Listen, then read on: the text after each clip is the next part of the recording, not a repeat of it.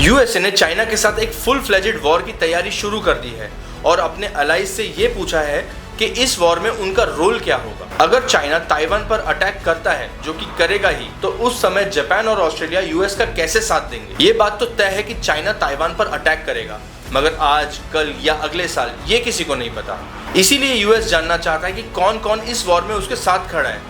कहीं ऐसा तो नहीं है कि यूएस अकेला ही इस वॉर में कूद पड़ा है। यूक्रेन के केस में भी ऐसा ही हुआ था। पहले अकेले ही यूएस ने यूक्रेन को सपोर्ट करना शुरू किया, फिर बाद में यूरोपियन देशों ने यूक्रेन को सपोर्ट करना शुरू किया। यूएस ने जब पूछा कि तुम्हारी तैयारी क्या है, तो बहुत फनी चीजें हुई। देखो, ऑस्ट्रेलिया क्वाड कंट्रीज में मिलिटरीली सबसे वीकेस्ट है और इसीलिए हो सकता है कि इस वॉर में ऑस्ट्रेलिया अपने हाथ खड़े कर दे अपनी इकोनॉमी को मेंटेन करने के लिए। लेकिन जवाब तो दूर, ऑस्ट्रेलिया के प्राइम मिनिस्टर ने चाइना जाकर एक वीडियो ही पोस्ट कर दिया और वीडियो में ये बताया कि चाइना कितना जरूरी है ऑस्ट्रेलिया की इकोनॉमी के लिए। ये एक क्लियर मैसेज है कि ऑस्ट्रेलिया इस लड़ाई में तुम्हारे साथ नहीं खड़ा है। जापान को ये पता है कि अगर चाइना ताइवान को कब्जा लेता है तो उसके बाद उसका अगला टारगेट जापान ही होगा। फिर भी जापान ने अभी तक कोई जवाब नहीं दिया।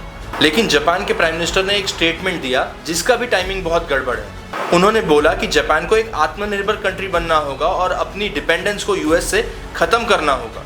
ये सब ट्रम्प की करनी का ही फल है या टैरिफ्स का ही फल है कि सारे अलाइज यूएस का साथ ऑलरेडी नहीं दे रहे हैं। अगर वॉर होगी तो क्या होगा?